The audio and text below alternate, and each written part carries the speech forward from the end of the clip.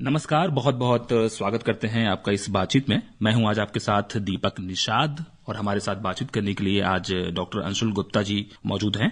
आप MBBS MS ortho gold medalist हैं और आप एसोसिएट प्रोफेसर हैं बुंदेलखंड मेडिकल कॉलेज सागर में। आपका हम बहुत बहुत स्वागत करते हैं। नमस्कार दीपक जी, आपका बहुत बहुत धन्यवाद मुझे इस स्टूडियो में बुलाने के लिए। श्रोताओं, हम बता दें कि आज हमने हड्डी रोग विशेषज्ञ को अपने स्टूडियो में आमंत्रित किया है और हड्डियों से संबंधित जो सामान्य स्वास्थ्य को बनाए रखने से जुड़ी हुई बातें हो सकती हैं उसके बारे में आज हम विस्तार से बातचीत करेंगे और कैसे अपने बोन हेल्थ को हम बनाए रख सकते हैं, हड्डियों के स्वास्थ्य को बनाए रख सकते हैं और अपने आप को चोट से, इंजरी से बचा सकते हैं, इसके ऊपर केंद्रित करेंगे। तो डॉक्टर साहब, चर्चा की शुरुआत करते हैं और सबसे पहले आपसे हम जानना चाहेंगे कि आप लोगों के प्रैक्टिस में, निगरानी में कौन सी वो बीमारियां हैं हड्डियों से संबंधित जो आमतौर पर देखने को आती हैं किसी भी उम्र वर्ग में? हड्डियों की बीमारी आजकल बहुत कॉमन है और बच्चों से लेके बड़ों से लेके बूढ़ों से लेके सभी को कुछ न कुछ हड्डियों की प्रॉब्लम्स होती रहती है। जैसे बच्चों में कुछ बीमारी जन्मजात भी होती हैं, जैसे टेढ़े पैर हो जाते हैं, सीटीवी हो जाती है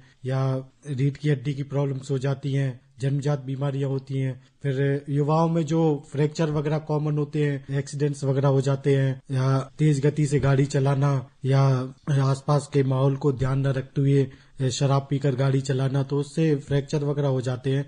और ओल्ड एज में जो होता है कि हड्डियां ज्यादा कमजोर हो जाती है तो उसके कारण थोड़ा सा भी अपन चोट लग जाती तो उसके कारण हिप फ्रैक्चर्स या स्पाइन के फ्रैक्चर्स कॉमनली हो जाते हैं। तो हड्डियों का स्वास्थ्य और हड्डियों की देखरेख और उसका ध्यान रखना जरूरी है ताकि हम इन गंभीर समस्याओं से बच सकें। जी, गंभीर समस्याओं से बचना है आपको, हड्डियों से संबंधित हड्डियों के स्वास्थ्य का अगर आपको ध्यान रखना है तो हड्डियों की देखरेख करना बहुत जरूरी है। आवश्यकता पड़ने पर डॉक्टर से कंसल्ट करना भी बहुत जरूरी है। डॉक्टर साहब, आपने बताया कि किसी भी उम्र वर्ग में हड्डियों से संबंधित समस्याएं हो सकती हैं, तो हम एक एक करके जो तमाम आम समस्याएं हैं जो हमारे आसपास देखने को आती हैं उनके ऊपर चर्चा करना चाहेंगे। और सबसे पहले हम जानना चाहेंगे कि लोगों को घुटनों में समस्याएं हो जाती हैं, घुटना जाम हो जाता है उनका, उठने बैठने में समस्या होती है, चलने फिरने में समस्या होती है, दौड़ नहीं पाते हैं, सामान्य जो उनका कामकाज है वो नहीं कर पाते हैं दैनिक रूप से। तो ये क्या समस्या है और इससे कैसे निजात पा सकते हैं? घुटनों की समस्या काफी कॉमन है। जो आमतौर पे ओपीडी में हम लोग बैठते तो सबसे ज्यादा प्रॉब्लम्स हैं वो घुटने से संबंधित प्रॉब्लम लेके लोग आते हैं। और ज्यादातर जो प्रॉब्लम है वो ओल्ड एज में जो ऑस्टियोआर्थराइटिस है उसकी प्रॉब्लम हो जाती है, जो हड्डी में कैल्शियम की कमी हो जाती है और हड्डी घिसना शुरू हो जाती है 40 की उम्र के बाद। और अन्य जो प्रॉब्लम्स हैं, जो एक्सीडेंट वगैरह में अगर घुटने में चोट लग जाती है, कोई लिगामेंट इंजरी हो जाती है या मेनिस्कस इंजरी हो जाती है घुटने के अंदर से, तो उसके कारण भी घुटने में चलाते हुए उसमें आवाज आने लगती है या घुटने में दर्द होता है। तो इन समस्याओं से बचना चाहिए, अपना ध्यान रखना चाहिए। जो काफी समस्या जो ऑस्टियोआर्थराइटिस की है वो तो बिकॉज ऑफ जो ओवरवेट के कारण ज्यादा होता है कि बॉडी अनबैलेंस हो जाती है या वजन बढ़ जाता है, उसके कारण घुटनों पे जोर पड़ता है और वो घुटना धीरे धीरे उसमें घिसने लगते है, उसका जो कार्टिलेज है अंदर से घिसने लगता है, उसके कारण आर्थराइटिस हो जाता है और उसमें दर्द और सूजन वगैरह ये आमतौर पे कॉमनली होता है। जी, बहुत आम है, बहुत कॉमन है ये समस्या। और बढ़ते उम्र की समस्या ये हुआ करती थी एक जमाने में, लेकिन आजकल जो है कम उम्र के जो युवक युवतियां हैं, स्पोर्ट्समैन भी हैं, उनको भी इस तरह की समस्याएं हो जाया करती है। जो अधिक काम किया करते हैं, एक्सेसिव एक्सरसाइज या वर्क किया करते हैं, उनको भी इस तरह की समस्याएं हो जाया करती हैं। तो इसके लिए आप क्या सुझाव देना चाहेंगे? कैसे वो अपने ज्वाइंट हेल्थ को, घुटने को जाम होने से बचा सकते हैं? कुछ एक्सरसाइज करें या सप्लीमेंट इत्यादि अगर कुछ लेना चाहें, क्योंकि ये भी कहा जाता है कि कैल्शियम का प्रोडक्शन आपके बॉडी में, आपके शरीर में एक उम्र के बाद बनना बंद हो जाता है। इसके बारे में भी हमारे श्रोताओं को कुछ आप बताइए। हाँ, हमें तो शुरू से ही मतलब अपनी युवावस्था से ही अपनी हड्डियों, ज्वाइंट का ध्यान रखना चाहिए। जो कॉमनली इसलिए होता है कि अपन प्रॉपर डाइट नहीं लेते या प्रॉपर न्यूट्रिशन या बोन हेल्थ का ध्यान नहीं रखते। इसके लिए मैं बताना चाहूंगा कि हमें अपनी हड्डियों और जोड़ों का ध्यान रखना चाहिए। उनका जो प्रॉपर उसके लिए डाइट है या एक्सरसाइज है उसका ध्यान रखना चाहिए। कैल्शियम जो जैसे दूध में होता है या हरी सब्जियां हैं, पालक, मेथी या बादाम है, अखरोट है, ड्राई फ्रूट्स हैं, इनका सेवन करना चाहिए। और ये कि अपनी बॉडी का ध्यान रखना चाहिए कि बॉडी हमारी जो है कि उसका बैलेंस बना रहे, एक मेंटेनेंस बना रहे। अपना वजन का ध्यान रखें कि वजन ज्यादा ना बढ़े एवं रेगुलर उसकी एक्सरसाइज वगैरह है, घुटने की स्ट्रेचिंग एक्सरसाइज है, उसका ध्यान रखें। और आसपास के माहौल का भी भी ध्यान रखें कि जब हम कोई भी काम करें, अगर गाड़ी चलाते हैं तो यातायात नियमों का पालन करें, या कहीं भी हम डेली में कोई भी काम करते हैं तो ऐसा नहीं कि सिर्फ मतलब उसको देखा नहीं, या कई बार टकरा भी जाते हैं, या कई बार गलत पोस्चर के कारण ऐसी छोटी छोटी चोटें लग जाती, लेकिन वो बाद में जो छोटी छोटी चीजें हैं या स्लिप डिस्क है तो वो बाद में बड़ी होके पैदा हो जाती है और उसके कारण बड़ी समस्या बन जाती है। जी डॉक्टर साहब, आपने कहा कि सतर्क होकर रहने की आवश्यकता है। छोटे छोटे हम काम करते हैं तो कई बार बड़े लापरवाह हो जाते हैं कि अरे ऐसा ही तो काम है, जूते में फीता ही तो बांधना है, या बेड से उठना ही तो है, लेकिन वही छोटी छोटी बातें आपको सावधानी न बरतने के कारण वो बड़ी समस्या का रूप धारण कर लेती है और कई बार क्रोनिक बीमारी बन जाती है, वो इलाज उसका होना कठिन हो जाता है। डॉक्टर साहब, हमने घुटने की बात करी, एक बहुत और एक कॉमन समस्या है, बहुत आम समस्या जो देखने को आती है वो है लोअर बैक पेन की। जी जी, आपके पीठ में या कमर में दर्द होने की समस्या बहुत सुनने में आती है। ये भी किसी उम्र वर्ग में हो जाया करती है, क्योंकि ये भी पहले एक बढ़ती उम्र की बीमारी के रूप में देखी जाती थी। इसके पीछे क्या वजह है और इसे कैसे हम सही कर सकते हैं? हाँ, यही मतलब मेन तो अपना जो लाइफ स्टाइल है उसको अब हमें ध्यान रखना चाहिए कि लाइफ स्टाइल जो हमारा है, रहन सहन तरीका है या खान पान है, इन सब चीजों का अगर अपन शुरू से अगर ध्यान रखें बचपन से और जवानी तक और ओल्ड एज तक, तो बहुत सारी चीजों से बच सकते हैं। लेकिन यही होता है कि कई बार अपन सतर्क नहीं रहते या उसको कैजुअली ले लेते हैं कि अगर बिस्तर से उठना है तो उसको एकदम से उठ गए, ध्यान नहीं रखा, पता चला उसी में स्लिप डिस्क हो गया। या कई बार झुकना है, कोई सामान उठाना है तो वो एकदम से अपन ज्यादा झुक जाते हैं, वो उसमें भी स्लिप डिस्क हो जाता है। ज्यादातर तो स्लिप डिस्क के कारण ही होता है जो कमर दर्द है, लेकिन और भी जो मैकेनिकल कॉजेज रहते हैं, कई बार स्पाज्म हो जाता है, मसल स्पाज्म हो जाता है, तो उसका ध्यान यही कि सतर्क रहें, प्रॉपर बॉडी का मेंटेनेंस करें, प्रॉपर उसका ध्यान रखें, खान पान, आचार व्यवहार, आसपास के माहौल को ध्यान रखते हुए और अपनी बॉडी का वेट का ध्यान रखें। पूरा जो अपन अगर बॉडी को अपन एक बैलेंस करके चलेंगे तो हड्डियों के अलावा बाकी बीमारियों से भी बच सकते हैं। लेकिन अगर अपन ध्यान नहीं देंगे, जैसे कोई गाड़ी है या कोई कार है, उसके लिए अपन को प्रॉपर उसका ऑयल डलवाना पड़ता है या मेंटेनेंस करना पड़ता है, ऐसी ही एक बॉडी भी एक मशीन है, उसको अगर हम ध्यान रखेंगे उसकी हर एक जरूरत का, तो बहुत सारी बीमारियों से बच सकते हैं और डॉक्टर के पास भी नहीं जाना पड़ेगा। डॉक्टर साहब, आपके बताए अनुसार आपने ये बताया कि जो लाइफ स्टाइल संबंधी समस्याएं हो रही हैं वो ज्यादा हो रही हैं, तो हम अपने जीवन शैली में थोड़ा सा बदलाव करके, थोड़ा सा आचार विहार में परिवर्तन करके हम स्वस्थ जीवन शैली अपना सकते हैं और ये जो आम समस्याएं हैं घुटने से संबंधित या कमर दर्द से संबंधित, उससे हम बच सकते हैं। जी। लेकिन दौड़ भाग भरी जिंदगी में जब तकनीकी का प्रवेश हो गया है, मोबाइल गैजेट्स जैसे जो तमाम संसाधन है बहुत आम हो गए हैं और आदमी उससे बच भी नहीं सकता क्योंकि इसके बिना आपका काम नहीं होता है। ऐसे में लोगों का बहुत ज्यादा इस्तेमाल करना होता है, स्क्रीन टाइम बहुत ज्यादा लोगों का बढ़ गया है, तो गर्दन की समस्या, गर्दन में मोच की समस्या, गर्दन में दर्द की समस्या, अकड़न की समस्या बहुत ज्यादा बढ़ गई है और कई बार समस्याएं आपके सर्वाइकल तक पहुंच जाती हैं, स्पॉन्डिलाइटिस तक की समस्याएं हो जाती हैं। जी। तो ये समस्या से बचने के लिए क्या कर सकते हैं? इसके लिए वही जो ओवर यूज का, अगर अपनी बॉडी को अपन ज्यादा ओवर यूज करेंगे या ज्यादा उसको एक्सर्ट करेंगे या ज्यादा अननेसेसरी उससे काम लेंगे तो वो दिक्कत तो करेगी। इसलिए एक सीमित मात्रा में ही उसका यूज करना चाहिए। अगर मोबाइल स्क्रीन टाइम है तो वो भी बीच में रेस्ट करके भी कर सकते, लगातार उसको बॉडी को अगर हम एक्सर्शन करेंगे तो बाद में वो सर्वाइकल और डिस्क प्रोलैप्स वगैरह ये सब हो ही जाएंगे। मतलब उसका prevention is better than cure होता है कि अगर हम उस चीज को रोकथाम करें, उसका ध्यान रखें तो वो चीज ना हो पाए तो ये सबसे अच्छा है, क्योंकि उसका इलाज करना आगे सभी के लिए कठिन हो जाता है। सावधानी, परहेज जो है वो इलाज से बेहतर है। डॉक्टर साहब, आपका ये मंत्र है। डॉक्टर साहब, एक चीज हमने घुटने के बारे में बात की, कमर के बारे में बात की और गर्दन के बारे में बात की, ये समस्याएं मान लीजिए हो गई। एक बहुत बड़ा प्रश्न ये उठता है कि क्या इन समस्याओं को हम सही कर सकते हैं? रिवर्सल इनका पॉसिबल है, संभव है कि ये समस्याएं सही हो सकती हैं और अपने पुराने स्थिति में आप स्वास्थ्य की स्थिति में आ सकते हैं? हाँ, ये आपने बड़ा अच्छा क्वेश्चन पूछा एक, क्योंकि बॉडी तो जो नेचुरली जो मिली है हमें, वो बॉडी का डिजनरेशन भी होता है, मतलब उसका अपन यूज करते, उससे काम लेते तो वो धीरे धीरे क्षय होता है, क्षय भी होता है उसका। तो अपन एक फिर से वो बॉडी तो प्राप्त नहीं कर सकते हैं, लेकिन बहुत सारी समस्याओं का निदान हो जाता है, बहुत सारी समस्याएं सही हो जाती हैं। लेकिन अगर कोई बोले कि ज्यों का त्यों अगर फ्रैक्चर हो जाए या कोई बॉडी में चेंज हो जाए तो जरूरी नहीं कि वो एकदम से पूरा रिवर्स हो जाए या ज्यों का त्यों हो जाए।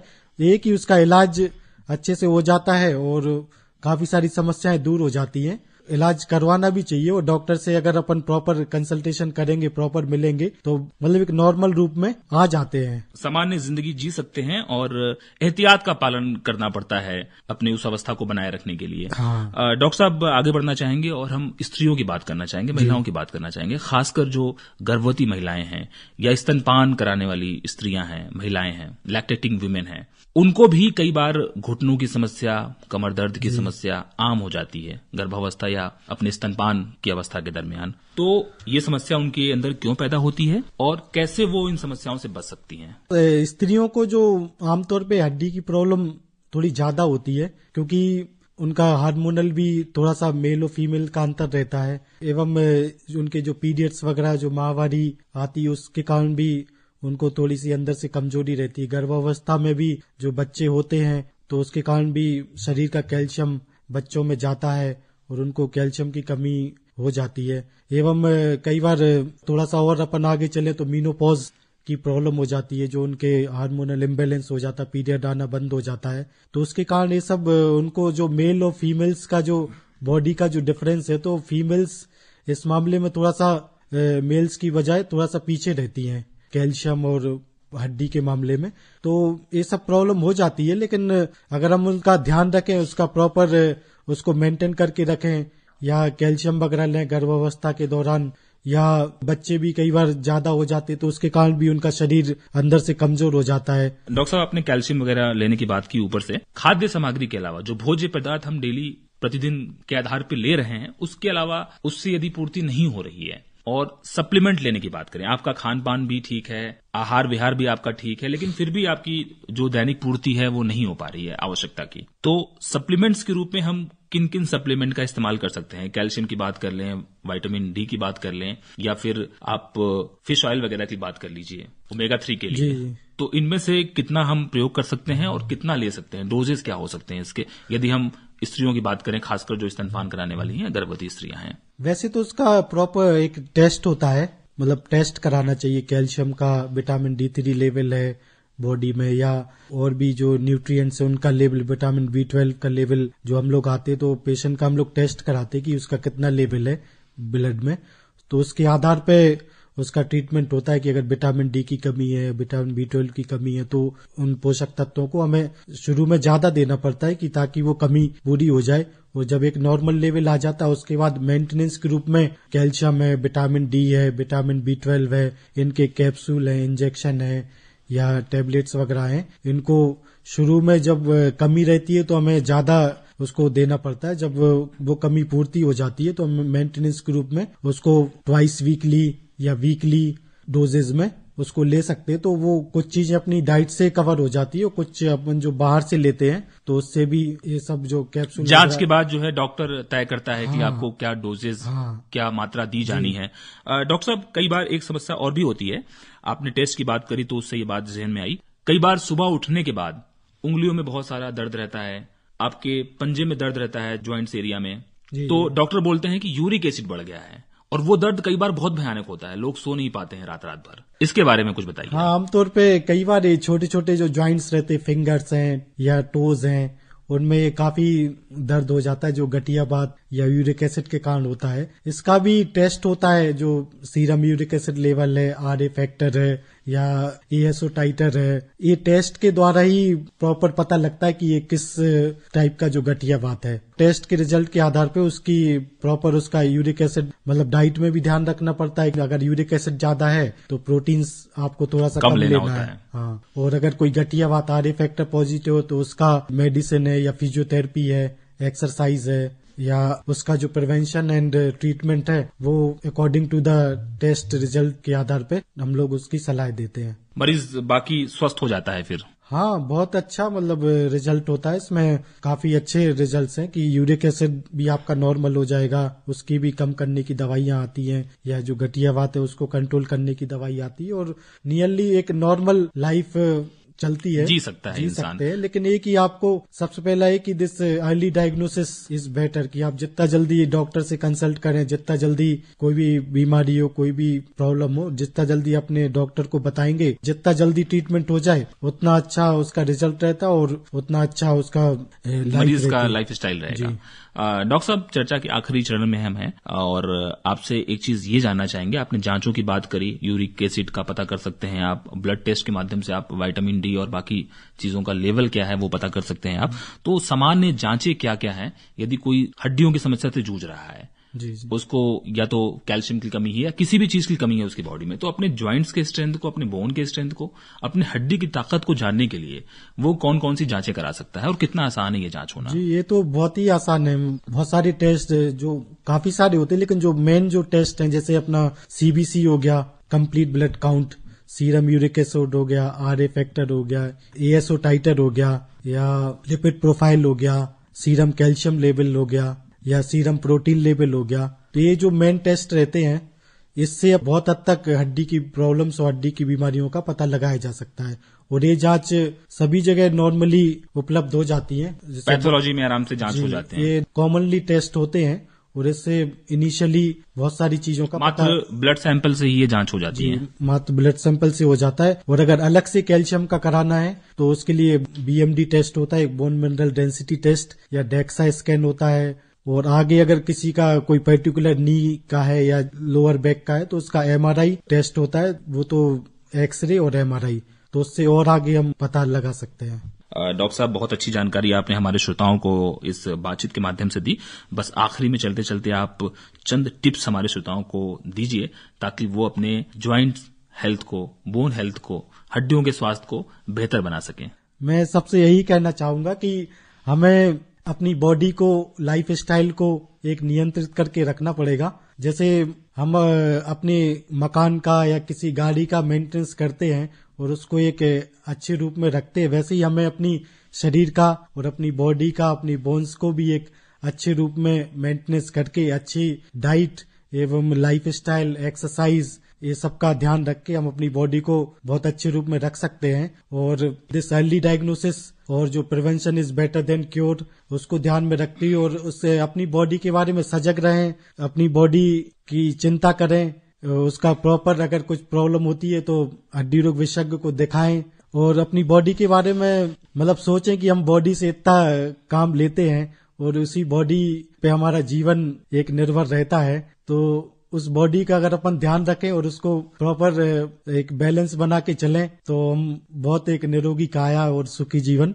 जी सकते हैं। जी डॉक्टर साहब, निरोगी काया और सुखी जीवन सबकी कामना होती है ये, और हमारा शरीर एक मंदिर की तरह है जिसमें हम रहते हैं, तो उसकी देखभाल करना बहुत जरूरी हमारे लिए है। और आपने बताया कि जीवन शैली में हम सुधार कर सकते हैं, व्यायाम कर सकते हैं, अच्छा खान पान हम ग्रहण कर सकते हैं, वजन को नियंत्रण में रख सकते हैं, और अगर कहीं कोई समस्या आ रही है तो अर्ली डायग्नोसिस का मंत्र आपने दिया है कि तुरंत अपने चिकित्सक से संपर्क करें और समस्या को जानने का प्रयास करें कि समस्या क्या है, सही समय पे तुरंत इलाज लें और स्वस्थ हो जाएं। बहुत बहुत शुक्रिया अदा करना चाहते हैं डॉक्टर अंशुल गुप्ता साहब, MBBS MS ortho, gold medalist और associate professor Bundelkhand medical college Sagar से हमारे बीच आप आए और हड्डियों के स्वास्थ्य से संबंधित सामान्य जानकारी आपने हमारे श्रोताओं तक पहुंचाई। बहुत बहुत धन्यवाद आपका। धन्यवाद दीपक जी आपका, जो आपने बुलाया, और मैं सागर वासियों और समस्त श्रोताओं को धन्यवाद देना चाहता हूं कि उनने मेरी बात को ध्यान से सुना, और आशा करता हूं कि ये जो मेरे द्वारा जानकारी दी गई, अगर इसको आप अपने जीवन में अपनाएंगे तो इसका बहुत लाभ आपको मिलेगा। मैं सबके स्वस्थ जीवन और अच्छे स्वास्थ्य की कामना करता हूं। धन्यवाद।